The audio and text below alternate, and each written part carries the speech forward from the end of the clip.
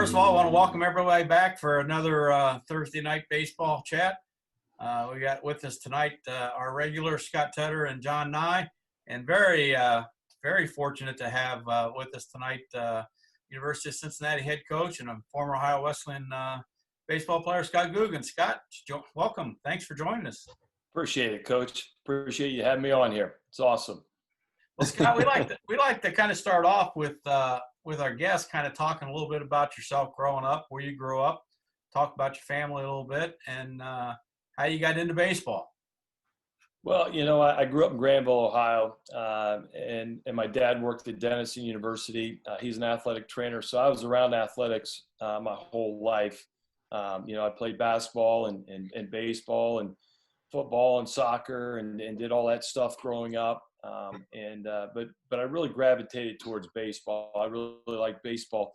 But it was interesting. In high school, I played against the legendary Scott Tedder in one of the playoffs game, and it was pretty interesting because Scott Tedder he's a couple years older than me, but was really a good basketball player, and he didn't lack confidence. And the story is said that he went up to the week before, went up to my high school coach and said, "Hey, watch out for number 22. He's pretty good." And that was Tedder.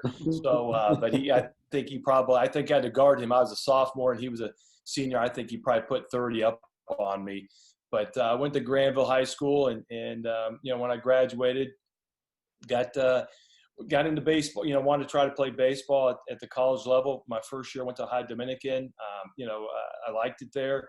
But I remember when we played Ohio Wesleyan, I just liked being over there. And I can't remember the guy's name that I actually played summer ball with that played for you, Coach. And he was talking about how much he liked it. And, you know, I looked at transfer, and the rest is history. I do remember, you know, the fall ball, you know, and I think you were coaching football at the time. And I really liked the structure. Obviously, Coach Myers was there and did some things. But you know, again, a lot of the leadership was from the upperclassmen, and they did a really good job of running practice. And then when football practice was over, you'd come over and whether it was, you know, do infield, outfield, do some certain drills, and then we would call it a day. Well, you know, it was fun back in those days when we were coaching two sports. You know, it doesn't happen a lot anymore, but I was coaching football and baseball, and we were able to give you guys an opportunity to play a lot in the fall. Yeah. Because, you know, in my mind, and at that point in Division III anyway, I felt it was more important to see you guys play in the fall because I could teach you when I was available full-time in the winter. We didn't have a huge staff, not like probably what you have now, right? You probably got about, 25 assistants running around? Not 25, but we've got 3 or 4 for sure. Yeah. So, Scott, you come to Ohio Wesleyan after a year. It took you a year to kind of make that move, and we get you over there, and you have a great career. I don't know about that. But. Yeah, you did. You were a great player, great catcher, and it seems like some of our catchers, I mean, Brad Warnemont, yourself, Tim Corbin, all end up becoming college coaches. What is it about being a catcher that kind of leads guys into coaching? I think the biggest thing is, as a catcher, you have to know what everybody's doing. A lot of times, like if you're an outfielder or if you're a pitcher, you just need to know the signs and, hey, ball's hit to the right side, I got to cover first and that type of deal. But as a catcher, you've got to know all the defenses. You got to know where, you know, the cutoffs and relays, where guys are supposed to be. So I think it's kind of like the quarterback of your, of the baseball team, or it could be the linebacker, the middle linebacker. And so you're directing traffic. So I think that lends itself into, it's because it's like a chess match a lot of times. And as a catcher, you're thinking that with trying to set, you know, hitters up, trying to get guys in the right position. You know, now with analytics, you know, we have charts now that, you can move guys around, whereas before you had to kind of think that way and think the game. And I just think that's one of the reasons that as a catcher, and you see a lot in the big leagues too, that former catchers are managers, and I think it's because they have a grasp of everything that goes on throughout the game. Your senior year, you get hurt. Yeah. Want to tell us a little bit about what happened there, and you became a an assistant for a part of that, right? Well, I don't know if I was helping you out much at all, but I do appreciate let me do that, because again, it really helped me. You know, I do know that, and I tell the story about, Dr. Cook in the accounting department was my one of my academic advisors.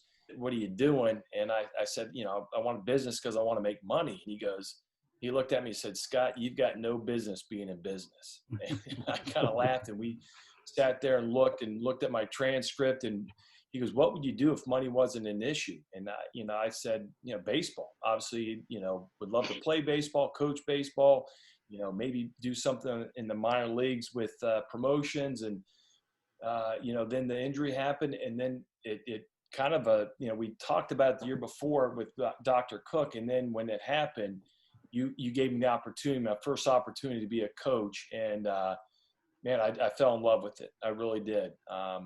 And it was also interesting too. And I think John will remember this, but my first interaction, because my first job out of Ohio Wesleyan was with Bob Morgan in Indiana. And Coach Morgan came and spoke, did a clinic the one time. And I think Scotty Hall he jumped Scotty Hall pretty good because he wasn't hustling to first base, whatever. And I just remember going, who is this guy? Like, I can't imagine playing for this guy, let alone a couple years later, I'm working for him. And trust me, there were a couple of times going, what in the hell am I doing? But it all worked out.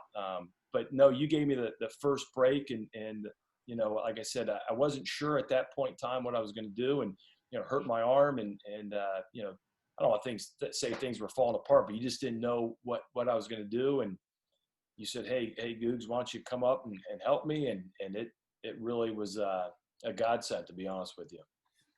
Well, let's talk about Indiana a little bit, okay? So I know you wanted to get into coaching, and we said, let's see what we can work out for you. So you made some contacts, I made some contacts. We were able to work out something with Coach Morgan over in Indiana. And Bob had a good friend of mine from high school, Tim Saunders, who has had a great career, just retired recently at Dublin Kaufman. But Bob took you on. Now, I don't know if you remember this, Scott, but the first week or two you were at Indiana, I got a phone call from you. Yeah. And I remember it going like this. I remember it's like, Coach Scott. I go, Scott, how are you? Okay. Coach, I thought you liked me. I said, well, I do like you, Scott. He goes, you sent me here to work with this guy? And I think it was kind of a culture shock, right? Because I think his program was a lot different than our program. Yep, it was. And you're absolutely right. Obviously, I owe a lot to Coach Morgan, because, again, he really helped me develop my philosophy. But, yeah, it was definitely a culture shock when I went over there. They're going all different directions, and they, it was crazy. But it really helped me out on a lot of respects, just in terms of developing a philosophy, developing, seeing what I wanted. It was a great experience. And like I said, I owe a lot to Coach Morgan. Well, when you were at Indiana, obviously you guys, I mean, it's a great program. He is very much a drill taskmaster. I mean, very knowledgeable. I mean, well over 1,000 wins. But then you left Indiana, and where'd you go from there? I went to Miami of Ohio. When I was in Bloomington, a guy named Tracy Smith he and I were assistant coaches together. And then Tracy got the head job at Miami, and I stayed in Bloomington for another 4 years. And matter of fact, Matt Palm was my roommate, who was the head coach at Heidelberg and the AD up there now. But we were together, and it just so happened that Palmy had just got the job at Heidelberg, and he'd been there 1 year. And Tracy Smith called me and said, "Hey, I want to get Palmy down over here to Oxford. Can you call and talk him? I've talked to him about it. He's kind of, dragging his feet. Talk him into coming down here." So I called Palmy up, and he's like, "Hey, I just got done with my first year. I got my first recruiting class coming in. I don't want to do it. I don't want to leave these guys." And so I called Tracy back. I said, "Hey, he's not interested, but I would be." He goes, "You're kidding me." And I said, "No, I'd love to come over and be an assistant." And because at that point in time, I knew I wanted to coach, and I wasn't sure at what level. And I knew that I wanted to get my master's because I thought, you know what, if I want to be a head coach, and if I the only avenue I had would be Division III, I want to be a Division III head coach. So I knew I had to get my master's and be able to teach because I had no teaching experience, didn't have my my master's. So I went to Miami thinking I'll coach with Tracy, get my master's, and then make myself more marketable. If I get a Division I job, great. If I get a Division III offer, man, I would take advantage of that. So I went to Miami, and I talk about, with Tracy Smith, who's now the head coach at Arizona State. It was one of the 4 best years of my life. It really was. And obviously college was great, but I taught some, baseball theory class. I taught some basketball classes. I taught racquetball. My typical day would be you'd get up and get in the office about 6:30 and get ready for, some of the practices later that day. But 9 o'clock, I taught racquetball, 10 o'clock racquetball, 11 o'clock racquetball. And when I got done with racquetball classes, the coaches would come down, and not just, baseball coaches, it'd be football coaches and all that stuff. We'd play racquetball till about 2 o'clock, shower, eat. We'd practice at 3, and you go from 3 to about 6, and then afterwards you make recruiting phone calls and you do it all over again. And it was a blast. I really liked Oxford. And another guy named Dan Simons was an assistant with us, and I was at Miami for 4 years, and then Dan got the job at Xavier, and I had to make a decision on, do I stay at Xavier, or do I stay at Miami or go to Xavier? And Tracy was going to keep me as a second assistant. And again, I totally understand his logic behind that. He was going to get another number 1 in there. Dan's like, hey, you're crazy. You need to come down here. I'll make you number 1. And at that point in time, you're looking at what you need to do to get to that next thing. And I thought, I need to be recruiting coordinator, be the top assistant. So I left Tracy, who's one of my best friends, and went down to Xavier. And we were there for 1 year. And when that happened, Coach Morgan retired. Tracy got the job at Indiana. Dan went back to Miami, and that's when I got the job at Xavier. What year was that, Gooks? It was 2005. 2005. And I always tell guys, and it's always like a life lesson. I tell players and stuff. I said, because I got passed over a couple different times when I was at Indiana. And even when I was at Miami, and I said, you can sit there and complain about it. I said, or you can figure it out and try to do, get to where you need to be, because when your chance comes, you got to be ready. And I talked to guys, said when I got to Xavier, my first year as an assistant with Dan Simons, we were like 19-36 or 19-35. The next year, my first year as a head coach, we were 19-35 again, Yeah. But the next year we went to the conference tournament. The next year we won the conference. The following year we went to the region. You got to be ready when your opportunity comes, because there are a lot of times guys are like, Coach, I should be playing, or why aren't I traveling? It's like, hey man, you've got to get yourself ready for that opportunity and then make the most of it. Even though I think a lot of times in practice you get a lot of opportunities to catch the coach, but I do look at that from my perspective is that again I was the right place at the right time. When you look at Xavier at that time, John Moore had been the coach for I think 13-14 years. He'd been there for a while. Dan Simons came in. A lot of the players, they weren't saying, hey, we want Googs. They were just saying, we want somebody that's on the staff, because like those guys, like juniors, it had been like their 3rd year as a freshman, because when you have new coaches in, you're trying to, establish yourself. And, again, I was very lucky in that getting that job, getting the foot in the door. It really was. Your schedule at Miami, Ohio was my schedule at Ohio Wesleyan, just to let you know. Yeah. Yeah, he was a racquetball major. Scott. Mine was bowling. Yeah. So Scott, when you went to Xavier, now you're a head coach, you're young, okay? I equated a little bit to what I had at Ohio Wesleyan. I took over a program and not had any success for quite a while. Had a guy had been there for almost 30 years, and Les Michaels. Then there was some turnover. You had Bob Colbert there, and then Kevin Colbert took over. Obviously he's GM of the Steelers now. That's who I replaced. But it's a whole different culture that you're walking into. This is not a culture of guys that are used to winning. And you have a vision. I'm sure you went into Xavier with a vision of what you wanted to do. How'd you do it? Well, it's interesting because, again, if I could do things over again, I would. But I went in there and I wouldn't say an iron fist by any stretch, but we were pretty disciplinarian. I've relaxed a little bit. I found out what's really important, what's not. At some point in time, you might have mistaken us for a cross-country team as much as I ran the guys. And I'm not real proud of that. And again, guys still bust my chops about it, the guys that played for me. But, again, I thought that's how we made guys tougher, and there's other ways to make guys mentally tougher and stronger and that type of stuff. Because I remember talking to our strength coach. I'm like, it's off season. Why aren't we putting on any weight? We need to get some more mass. And they're like, Coach, you're running the dog snot out of these guys. And how do you expect them to put on any weight? And I'm like, that's a good point. But, it's a lot of it is getting the guys to believe in what your vision is. And I think that's one of the hardest things to do. And that's even something we're still dealing with at UC. And again, I got great guys. I really like our ball club this year. I liked our team last year. It's unfortunate that we got the season canceled because I really thought we were going to do some special things, especially coming off the 2019 when we won the conference tournament. But it's changing. That culture is tough because there was we had a lot of resistance. A lot of guys wanted to do their own thing. Baseball wasn't really important to them.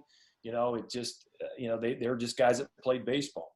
So to answer your question, I feel somewhat guilty because I did. Now I will say this, I never ran anybody off. Like I never purposely, I never said, hey, you're not my guy, getting out of here. That I really cringe when coaches come into a new place. And that's one of the first things I said at when I got to UC is I didn't recruit you guys, but you're my guys. Hopefully I'm your guy because I might not be your guy. You might not buy into what I want to do, but I just cringe when people come in and they just run guys off, and you see it all the times, whether it's football, basketball, baseball, that they come in and do that. So, but I will say that the difference too nowadays compared to when we played, and again, when you said something, Coach, you didn't have to explain it. You just said, hey, do this. Nowadays you really have to explain yourself, or guys have to understand why they're doing things. So that's to me is the communication, trying to talk a little bit more about why we're doing things, what the importance of the conditioning, the importance of doing these things. It's a little bit different now because you just can't say something like, hey, John, go do this. You have to explain why we're doing these certain things. This is a past story. I found out that Xavier was coming down to play UAB. So I got a hold of Googs. And what he did was completely amazing. He asked me to speak to the team before the game. He gave me a hat. He gave me his T-shirt. So I had to do my homework and learn some of his players, where they're from, juniors and seniors. But it was an honor talking to his team. I mean, they all stood up straight, had their shirts tucked in, paid attention. They didn't know who I was.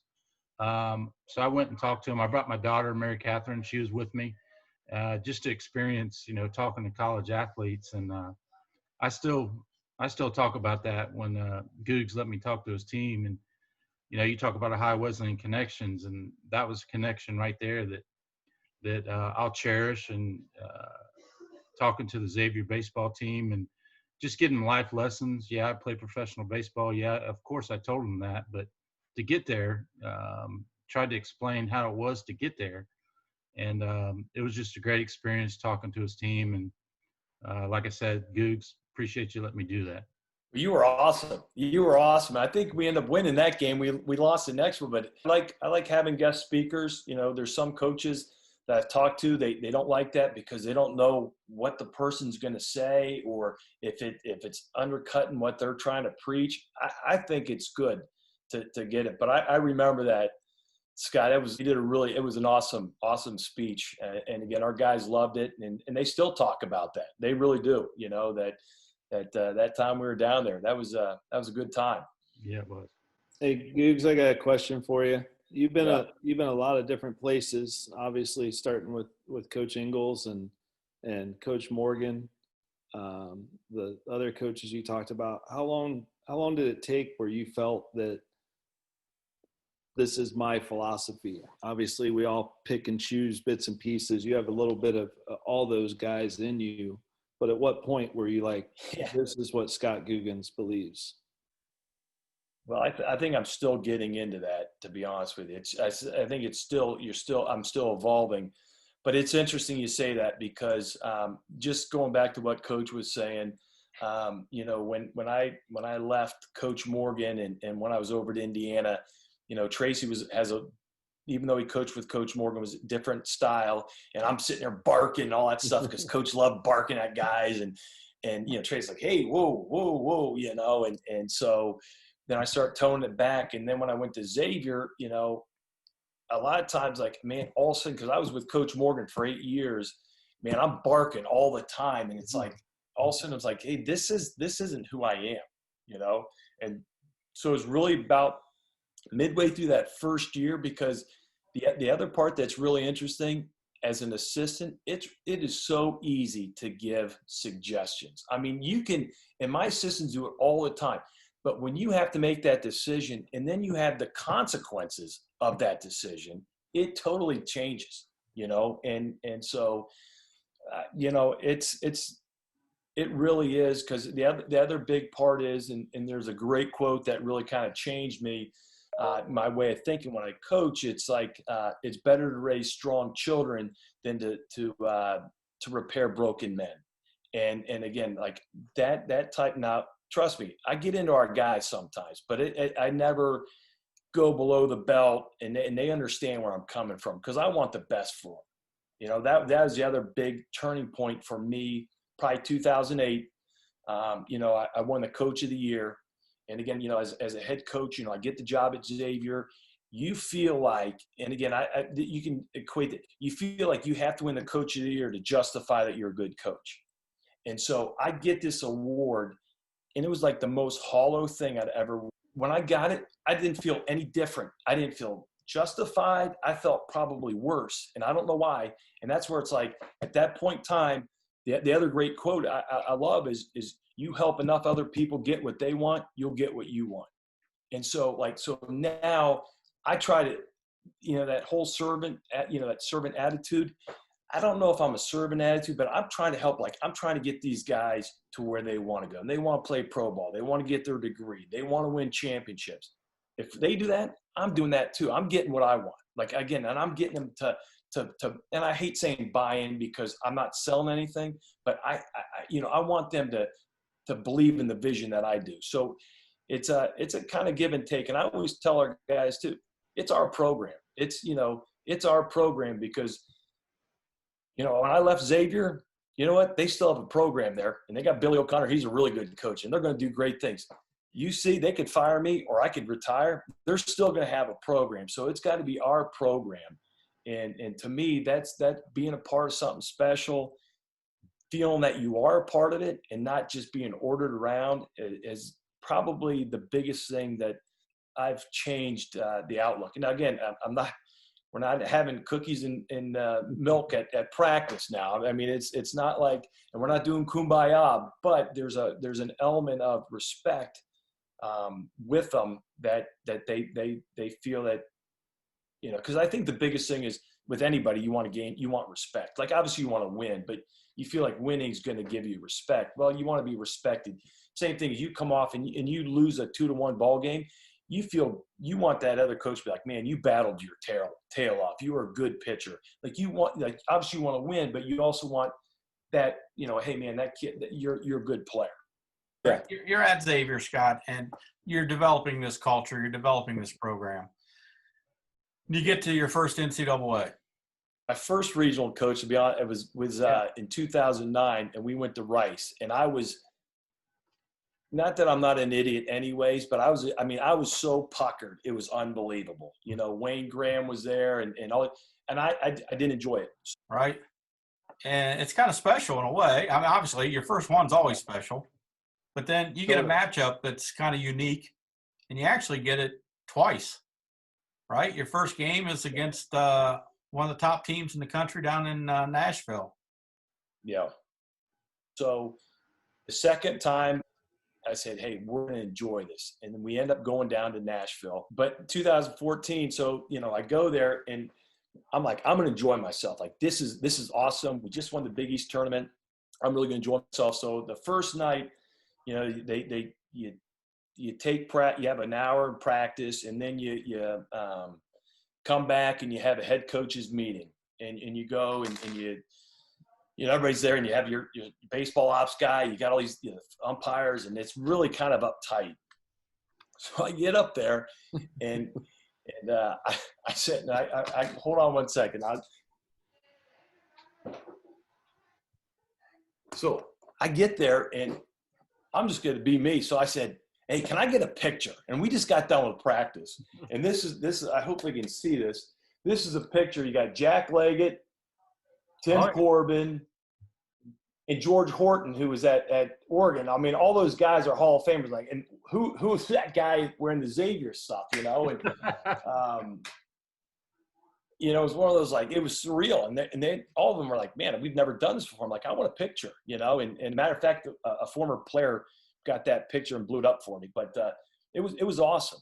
And so, you know, we played Vanderbilt that Friday night. Well, it was supposed to be Friday night. We ended up playing and got beat. But we were hanging with them for a while. And then our Friday guy got tired, and we had to take him out. And unfortunately, our bullpen just fell apart. But it was awesome, because then the next day we beat Clemson, who, again, I'd heard Jack Leggett speak many times at the coaches convention.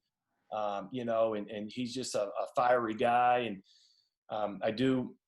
one of the cool things about that regional too is my son was 10 years old, and you had to be 12 to be a bat boy. And I'd said stuff at that meeting. I said, hey, and Tim Corbin's like, Googs, hey, this is chance of a lifetime. Absolutely. So Tommy was my bat boy, and I was hitting ground balls with him before the game. And all of a sudden Jack Leggett comes over and starts talking to him from all this stuff. Well, then we go out to hand out the lineup cards, and Jack hands me they're the NCAA lineup cards, and I can see something's written on the back of it. He goes, read that. I go, I will.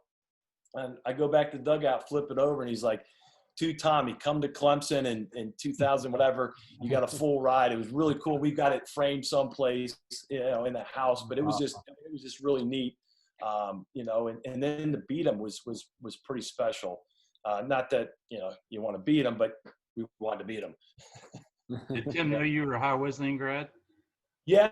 You know, here's the funny Tim Corbin story. And this goes way, matter of fact, Tim was an assistant for Jack Leggett. And so I remember when I was working with Coach Ingles, he was just talking about, hey, you know, Tim Corbin's at Ohio State. You need to hook up with them. I'm like, okay, yeah. Well, then Tim moved on. I got the job at Indiana. And again, when I talked to Coach Ingles, he'd be like, hey, man, have you talked to Tim Corbin? I'm like, no. He's like, oh, he's a great guy. You got to meet him. Okay. And you got to call him. Well, you know, cell phones weren't big back then. I don't even know if they had them at that time. Long story short, about 2000, or it was 1990, maybe 5, 96, 97, somewhere in there. I'm working at camp with Coach Morgan, and there are a bunch of other coaches there, and there's a guy from Clemson. And so the camp director says, hey, you're with the catchers. You go down the bullpen. There'll be, you know, Tim will be down there with you. I'm like, okay. So I walk down there, and I've got my Indiana uniform on. He's got his Clemson uniform on. And we start talking. He said, hey, you know, Scott Googins, like Tim Corbin. I'm like, hey, nice to meet you. He goes, where'd you play ball? I said, I played a small school in Ohio. He goes, where? I go, Ohio Wesleyan. He goes, and right when I said Ohio Wesleyan, he looked at me. I'm like, oh my God, this is the guy that Coach has been wanting me to introduce myself to. So And he's all business. But we talked for about a half an hour before like all the kids came. We talked about half an hour about Ohio Wesleyan and all that stuff. But that was my first meeting. Tim Corbin it was in Maryland, actually. We were in Maryland doing a camp, evaluating the pitchers. I was evaluating the catchers down there. I know that regional funny. down in Nashville. Well, I really had an enjoyable time that night because you guys were supposed to play that evening, and it's storming and lightning, and everybody's clearing out of the stadium. They've sent everybody into the basketball arena in different places. And, of course, baseball coaches aren't very smart, and I think we ended up sitting in the dugout with Tim, and you were there, and one of Tim's assistants, and Dave DeFazio, I think, was with us. And, I mean, it was just a great time. And so it was really fun for me to sit there and watch two former catchers, from Ohio Wesleyan coach against each other. And then you get to do it again. And this time, though, it was really tough. I don't know, if coaches go through their careers and don't have to deal with some really, really bad adversity, they're very fortunate. And I know I've had my share of it, and you guys, but you went down that night, and just to kind of set the story a little bit, the night before the regional begins is Vanderbilt's, one of their freshman pitchers, drowns. And he loses his life, and you guys are scheduled to play them opening game. Yeah. And you remember, just Scott, how do you handle that? It's obviously Tim's dealing with it from his team, from the loss of a teammate, but you got to somehow get your team ready to go play these guys. It was tough. I remember, I got up early. My family was with me, and we were down eating breakfast, and my wife's like, "Oh my God, Vanderbilt guy died." I said, "No, we just had the head coaches meeting. They would, Tim would have said something, and sure enough, he had passed away. He was out fishing and thought he was going to swim across the river. I'm not exactly sure, but it was tough. I really, that's one of the regrets I have in terms of I don't think we should have played that day. And Tim was really, he was dead set on doing it. I think from a standpoint of, I think that helped him take his mind off of what had happened. But I just, the timing of it was terrible. We end up winning that first game, and, they end up getting eliminated. We're in the regional finals. And I remember, bus drive over to the stadium, and I get there, and when we're driving there, Tim had texted me, and he said, "Hey, good luck today, rooting for you." And I said, "Hey, coach, thanks for everything." And he said, "I'm at the stadium." I said, "Do you mind talking to our guys?" And he came and talked to our team, before we stretched and before BP. And he was unbelievable. And I don't know how he held it together, because I was getting emotional just hearing him talk to our team, about some of the things that happened. And it was just, he's just a class act. He really is. And it was tough. That was a tough one, because even, even our guys, even though we beat Vanderbilt, and again, it was on TV and all that stuff, nobody really talked, the Xavier, we beat him. No one really talks about it, because it was such, the circumstance was, it was tough. Yeah, it was a very surreal atmosphere in that stadium. It was just interesting. And then the games that weekend were so many rain delays and storm delays, and they had to sit in the clubhouse for a long time. And it's just, I can't imagine, as a coach, not only as a coach of the team that lost a player, but also having to play them the first day, all the stuff that you guys went through.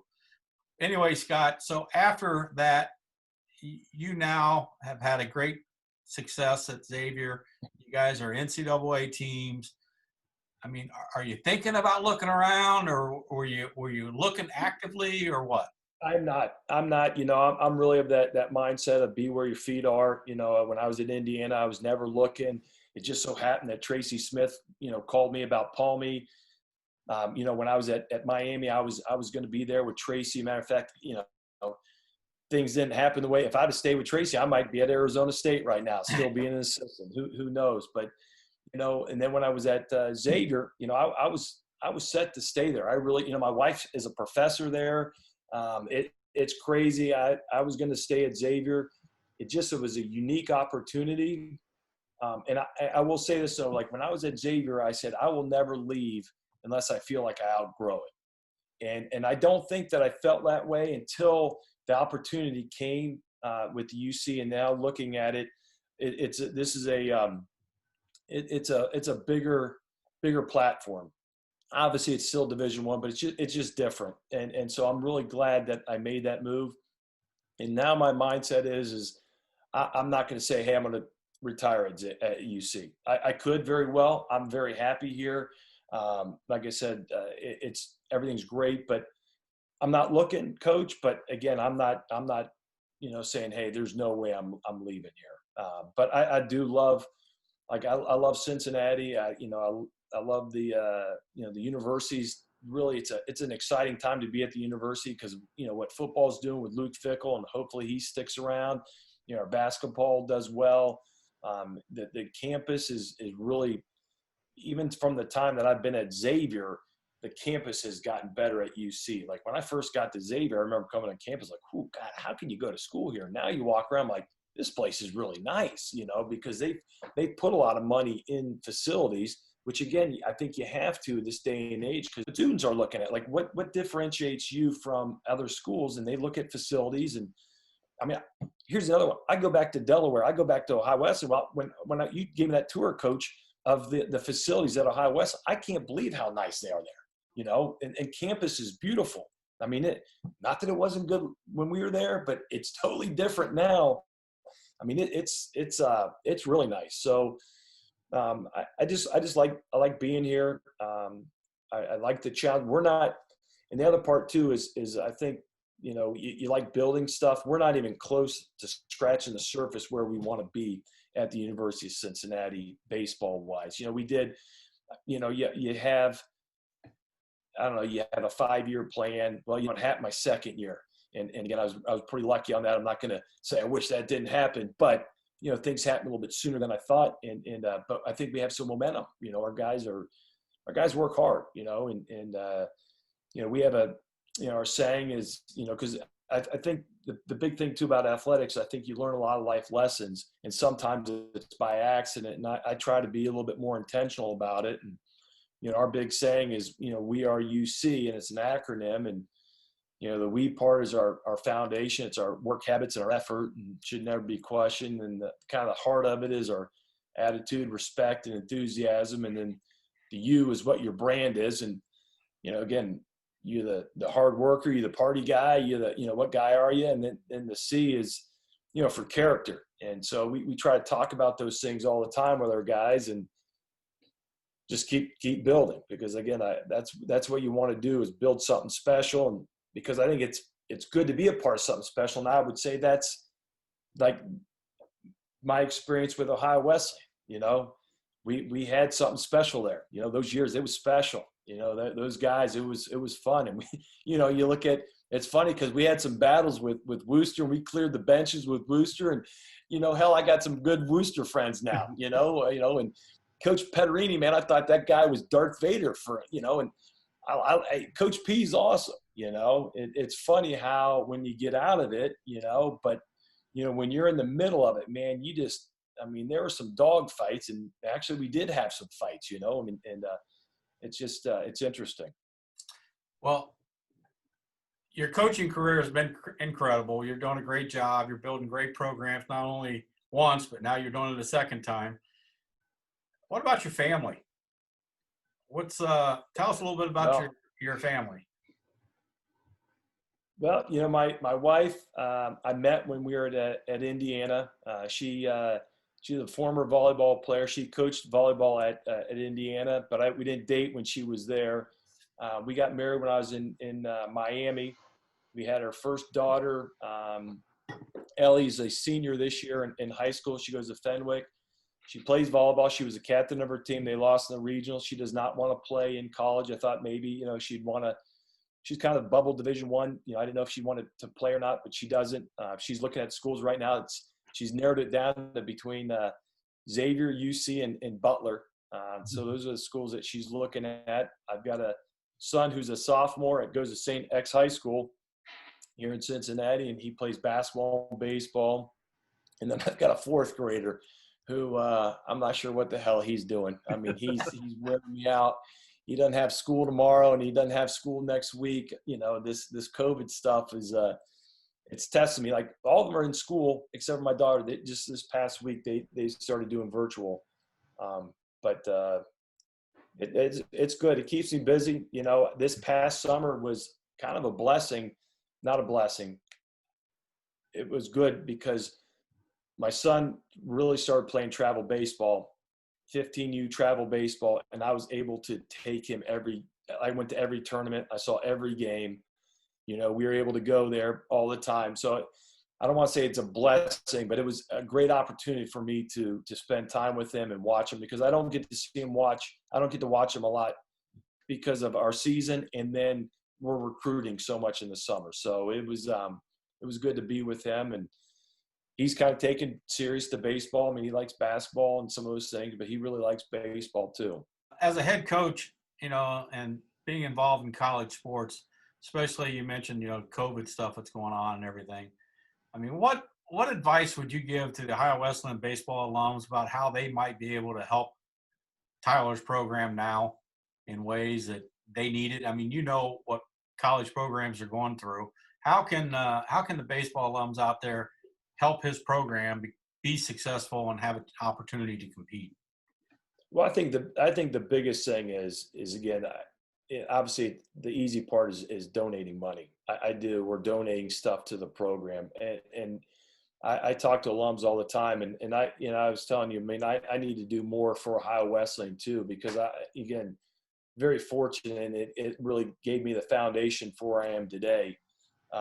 But you know, to me, that's the biggest thing. And you know, I will say this too, like whether it's at Xavier or, you know, you see guys like, oh, we didn't have it this good. We had to eat peanut butter jelly sandwich. I said, there's no doubt. And again, I'm with you, but we're trying to create an environment and a culture here that's better than that, you know? And so, but the next thing I would say is come out to games. Like that's the next thing that to me is like, guys want to play in front of people, and they want to, you know, to come out to games and to you know, bring their families out. I think that's another big part that they can do. And obviously COVID right now, you can't go to games, but that support, you know, whether it's, you know, going to, you know, donating, whether, you know, again, I don't know if, you know, the golf outing, I think that's huge, you know, to go to the golf outings. Like, you know, we're very lucky that, you know, I've really made it a point to grow our golf outings wherever I've been, because I think when you talk about a program, it's enough to run a team. You want to run a program, and a program involves alumni.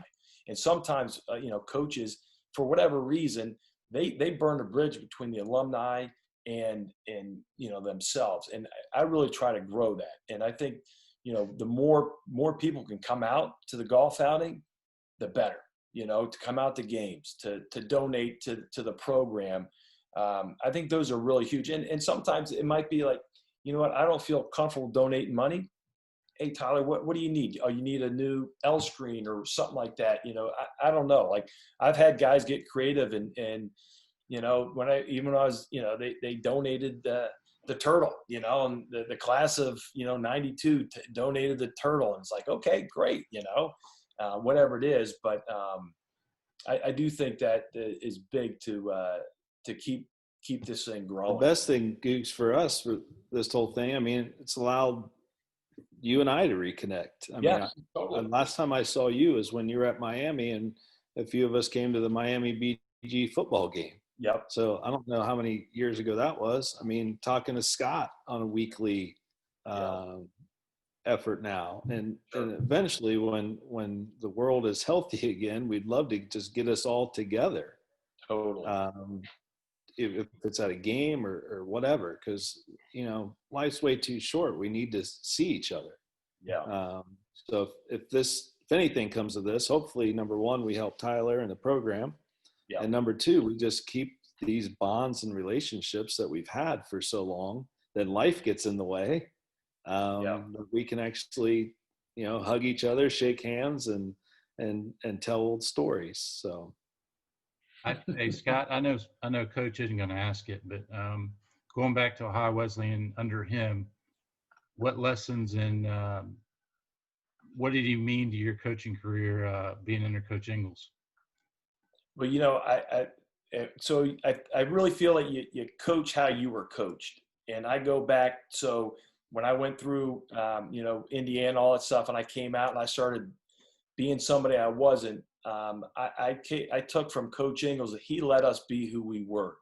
Obviously, he gave us direction, but he also gave us the opportunity to be creative, that we could do things on our own, and I look at, even like, I tell you right now, if I went into fall ball tomorrow and said, hey guys, do whatever you want, they wouldn't know what to do. Everything is so structured now. Like kids, like my kids, it's like, my son's like, hey, we got to go out and practice.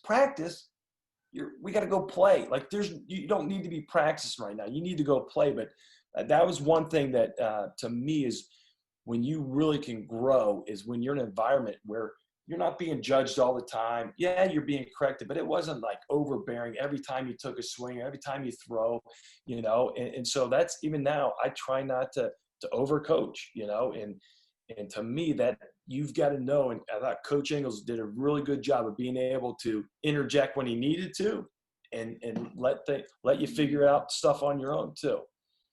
But I really like that the coaching style. And I'll elaborate on that. I mean, he knew when the game was going to be played, he knew we were going to be ready to play. Whatever happened, off the field and everything, but when we put our uniform on, Coach knew that we were ready to play Worcester, Ohio State, Kent State, and he knew we were going to give our best and battle those teams and beat some of them, Kent State, the OUs, and the Division I teams. And I think that was the atmosphere that he built, and hopefully it, as I can tell, it has carried on to you. Well, yeah, and I think because he trusts us, Yes. and again, that's like when you whether it's your coach that trusts you or your boss that trusts you, you feel better about it, and you feel better about that you can just go out and compete, and that's a thing. Another thing that I don't think kids nowadays compete enough. Everything's just given to them, or hey, that's okay. I don't know. It's just, but that's what I really take away from Coach. Well, one of the things I always thought in the fall, Scott, was we always had 5-6 weeks of fall ball, but to me, the test of whether we did our job as coaches in the fall was when I went by on Monday after we ended fall ball on Sunday to see if anybody was at the field. And every year there's 10, 15 guys down at the field working out. And I always felt that if I went by that field and there was no one at it, then I overdid it. And so we always wanted them. Yeah. I wanted them to leave fall ball hungry for more, not, fed up and had too much. And I think that was the thing we tried to do. We tried to make the fall a little more fun, because fall, for the most part, it's a pretty relaxed atmosphere. And I've been around, coaches at D1 level that in the fall were pretty good guys, but in the spring, they were hard to play for. And, Coach Meyer, and I want to get some of your thoughts on Coach Meyer here in a second, but Coach Meyer always talked about relaxed intensity. He says, you can't play baseball without relaxed intensity, which means you got to play hard, and you got to be play focused, but you got to be loose. And that's hard to get, as a head coach. But what I've seen of your teams, they have that, and they play with a relaxed intensity. They're focused, they get after it, but they also know how to have a little bit of fun and stuff too. But let's go back to Coach Meyer. Let's talk about some of your thoughts about Coach Meyer. That guy forgot more baseball than I'll ever know. It was always amazing sitting there by him and just listening to some of the stuff. He knew where that ball was going. Like, usually nobody knows where that ball is going, but he's like, Googs, this ball, he's going to hit it right here to the shortstop. And sure enough, he knew everything that was going on. I don't know how he did it, but, he was also a very calming effect, in the dugout. He had some things that I remember one day we were driving up to Worcester to play, and I was driving the van, and he looked over at me, and he looked at me, and he goes, Googs, don't find your wife at church. I go, what? He goes, don't pick your wife from church. I go, Coach, what are you talking about? Everybody gets dressed up for church. You got to go to the supermarket on Saturday morning. That's what they really look like. I'm like, he's just throwing out life lessons. And I'm sitting there driving. And so I'm driving, and I remember it was cold. It was cold out. And he goes, roll down those windows. I go, what? Roll down. We're going to play this. We drove all the way up there with the windows down, and the guys are freezing in the back looking at me. I'm like, Coach Meyer had the windows rolled down, but he was something else. I mean, I would say this, for an older guy, he had a lot of zest for life. And that's one thing I remember about him. I don't ever really remember him in a bad mood. I do remember a couple times him getting on Jim Miller a little bit, but but he was always just, happy-go-lucky is not the right word. He just had that inner fire in him that just burned, and it was contagious. He was just very happy, and he was good. He was good, really good. Yeah. A lot of people don't know that he's the only Ohio high school coach to win 500 games in baseball and basketball. 34 years at the same high school, never had a losing season. Wow. And to think, we were sitting there one day, and I asked him, I said, Coach, how many times have you pulled on a pair of baseball pants in your life? And I think it would shock you. Between Colt teams and his American Legion team, his high school team, his the Columbus Knights, the semi-pro team that he had. The guy was around more baseball, and as he told me, he says coaching at Ohio Wesleyan kept him young, and that's what he enjoyed about it. Is he loved being around you guys, and he loved being able to share the things. And I've told people this before, but Coach Meyer was not the guy who's going to go down and work with you on your catching stance or work with you on your, he's not going to throw you BP, and he wasn't going to go hit you a ton of ground balls. But he was going to mentally have you ready to play the game of baseball when it came time to play the game of baseball. And he knew which 9 guys to put in the field. I'll throw out something, and you kind of tell me quick answer. First thing jumps in your head. So, Scott, your favorite lesson learned at Ohio Wesleyan? Never to give up on somebody, because, Coach, you never gave up on me. I appreciate that. Show up on time and play hard, Coach Meyer. Same thing with John Nye. Play hard. Show up on time. Well, sometimes, but play hard. SEC versus Big Ten. Ooh. Football. Big Ten. I'm going ACC with the 1 year. No. With the 1 year Notre Dame participant there. Big Ten. Ohio State just got the number 1 quarterback in the 21 class. All right. Favorite college baseball team other than the one you coach or the one you played at? You can put it down as the one you admire the most. Vanderbilt. Oh, and we had a run. A bunch of us would go out to Omaha all the time, and With Bobby? Yeah, that was just seeing those teams out there, but kind of gravitate to. I don't have a favorite. I'd say any team that makes it to Omaha is special. I'll go with Googs, Vanderbilt. Okay, your favorite late night snack? Ice cream. Yeah, I can go with some good cookies and cream ice cream. I'll go with that. La Paz Pizza at Ohio Wesleyan.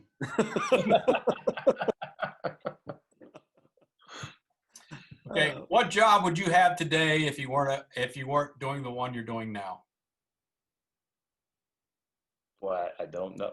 Is this just Ohio West after Ohio Wesleyan or now? Like if I were to Let's say after Ohio Wesleyan, if you weren't involved with coaching or teaching or baseball in some way, what would you have seen yourself? What would your job you think you would have been in? Boy. And been good at? Construction. I'd have been in construction. I would have a huge lawn care company right now if I started right after college. I would like to be in coaching, to be honest.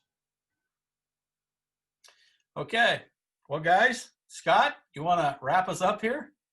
Yeah, I will, but I'm going to ask this question. I know I've already asked Googs, but we do this every week. What does Coach Ingles mean to you guys? You gonna take that first, John? Sure. I kind of probably said this before, but Coach was in a very good line of coaches that I had. I was fortunate to have my dad. I was fortunate to have Bob Benjamin. I was fortunate to have Coach Meyer, and I was fortunate to have Coach Ingles. So he's just kind of my Mount Rushmore of coaches that I was very fortunate to have. He's a mentor, but also, like I said, he taught me a lot about not giving up on people. I look back at some of the things I did back then, and I was saying, like, do your problems outweigh your talent? And I know my problems way outweighed my talent, and he stuck with me, and for that I'm ever grateful. But that taught me a big lesson. So I would say Nan Carney DeBoard too did that. You know, she was one of my academic advisors, and boy, did she ever handful with me. But Coach did too with me. With me, and you know, sometimes you don't see the good in yourself, and he saw the good in me and helped develop it, and I appreciate that, Coach. And I'll say the same thing. And you know, coming from a divorced house, Coach was really the father figure to me. Hey, Scott, thanks again for joining us. I mean, this was great, and we're really looking forward to following your team this year, and hopefully this COVID stuff gets under control so that you guys can have a full season and we can go out there and root for the Bearcats. So, and we'll be down there, Googs. Yeah, that's good. I'm with you, John. This is good that we're getting back reconnected. You know, and life does happen, but man, this means a lot. Thanks for coming on. We appreciate it. Yeah, we'll definitely appreciate it. We've been trying for a while, and I'll come up to Cincinnati, as John said. He'll go down, but we'll look at the schedule and try to hook everything up and try to get everybody to Cincinnati. We're trying to get down to play Bohannon down there at Alabama. Well, come on. I'm trying to. Scott will put you up at his house, the whole team, cook out for you. Cook out. Hey, I don't want the team staying with me there. Well, he put you up there, and you guys have a cookout. I'll come down and join you. There you go. Now that would be good. Googs can stay here. His team can. I'll let them stay at the hotel, and me and Googs can just hang out. All right, guys. Well, have a good night, and thanks a lot.